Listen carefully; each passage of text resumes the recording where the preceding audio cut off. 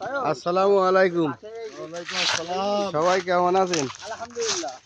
এ পর্যন্ত ভুট্টার গাছ দেখেছি এবং ভুট্টা ভাঙিছি, কিন্তু আজকে যে ভুট্টা ভাঙছি সেইটা সম্ভবত নতুন একটা জাত।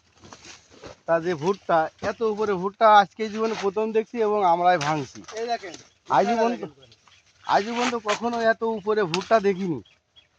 নিচে কারো বেশিরভাগ টাইম ভুট্টা থাকে এই জায়গাটা অথবা এই জায়গাটা, কিন্তু আজকে পাচ্ছি মাটি ছাড়া 5 ফুট উপরে।